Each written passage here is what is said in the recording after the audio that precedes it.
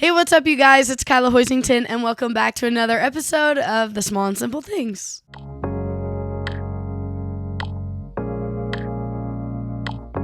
So today we're here with Sam. Hey guys, what's up? So Sam, how did we meet? Do you remember? Actually, it was through Matt. Remember, Matt was just talking to you, and I walk up, and we're like, "Yo, let's take an apartment tour of number 4." And so we walk over, and then the rest is history. So, yeah. Well, Matt, who's in previous episodes, if you haven't listened, go take a listen. It's a great episode. But we were at just like family home evening or something, and then we just started chatting, and they were like, "Yeah, come over." And then Sam actually came over to get a tour here, and we just had a group all together, and we just were chatting. Yeah. It was good. I kept it there for too long. That was my bad. So, anyways, yeah. So we're good friends. He's apartment 4. Y'all know about the apartment 4 boys. They're the best. But we start every podcast reading our favorite scriptures. So please take it away. Yeah. So thank you, Kyla. When Kyla told me she was going to do this, I was so excited. I was like, this is going to be good. So Sam named the podcast. We have to tell everyone this. So I came over and I was like, guys, I had revelation. And they were like, what? And I was like, no, I'm making a Jesus podcast. And I was like, I don't know what to call it. Like, I'm thinking like Alma, like Small and Sure or something. And he's like, just call it Small and Simple Things. yeah, so I was like, call it Small and Simple Things. I was like, I don't know what else to call it. Like your daily dose of Jesus, like your daily week or your weekly dose of Jesus. That's what it is. So, and the rest is history. So it was good. It was awesome. Everyone can thank Samuel here because this came to pass because of him. Yep. Thank you. You're welcome, guys. But yeah, so I'm excited to share my favorite verse with y'all. And so this is from Doctrine and Covenants, section 84, verse 18. And so I found about this about on my mission, and it became one of my favorite verses. So, sorry, not verse 18, but verse 19 through 20. Is that okay? That's like 3. Mm-hmm. Okay. So I'll read it. And it says, "And this greater priesthood administereth the gospel and holdeth the key of the mysteries of the kingdom, even the key of the knowledge of God. Therefore, in the ordinances thereof, the power of godliness is made manifest. And without the ordinances thereof, and the authority of the priesthood, the power of godliness is not made manifest unto men in the flesh." So I just love that just because it talks about the priesthood and how powerful the priesthood is. And it basically says that we're nothing if we don't have the priesthood. It says, and my favorite part there, it says, "And without the ordinances thereof and the authority of the priesthood, the power of godliness is not made manifest unto men in the flesh." So without the priesthood, without ordinances, we can never see God. We can never meet him. So what do you think about that, Kyla? Well, okay. So there's a lot of... The priesthood has yet to be talked about on the podcast this far. So there's some non-members watching this. And the priesthood is something that is different about the members of the Church of Jesus Christ of Latter-day Saints.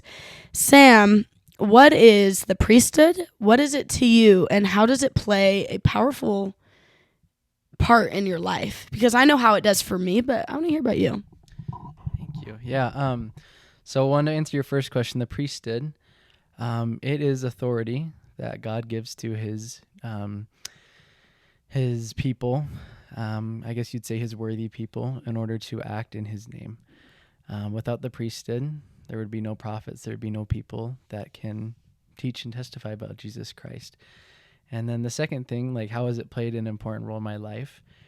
There's a lot of things that go through my mind. Do you mind if I share like a quick story that's actually kind of cool? I don't share this with a lot of people just because it's like kind of a very special moment for me. But it was on my mission. And so, like I said, the priesthood is authority that God gives to his worthy sons in order to help people achieve salvation and exaltation. And me and my companion on the mission were teaching this one man. His name was Roberto, and this was in the Philippines. And Roberto, he was just like this super old man, just in like a wheelchair, lived in this tiny house, probably like smaller than this room. And he was a super humble guy, and we were just, teaching him, trying to, do what we could for him. And one day he's complaining about his tooth hurting, just something simple. And me and my companion leave, and as we're leaving, we're like, you know what, we should probably just ask him if he wants a blessing. And so for those who don't know who priesthood blessings, it's, again, a blessing that you give from God in order to help strengthen them, whether it's emotionally or physically. And as me and my companion were giving the blessing, I had the prompting to give him the ability to walk. And I was like, no, I can't do that. Like, that's something only Jesus Christ can do, something his apostles can do.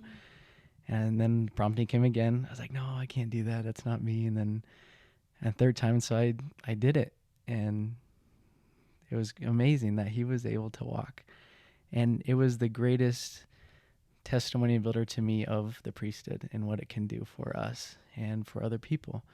And it was just a super special, sacred moment to me that I was able to be like an instrument that God, used in order to help this man walk. And so the priesthood is just powerful, and it's used in many, many different ways to bless the lives of, those we're with, those we love. That was beautiful. Guys, the Spirit, it's here in this room. I hope you're feeling it, however you're listening or watching. But I just have to know, was he like so astonished that you said that? And then like, did he just immediately like try to get up and walk? Or like, how did that end up going after the blessing?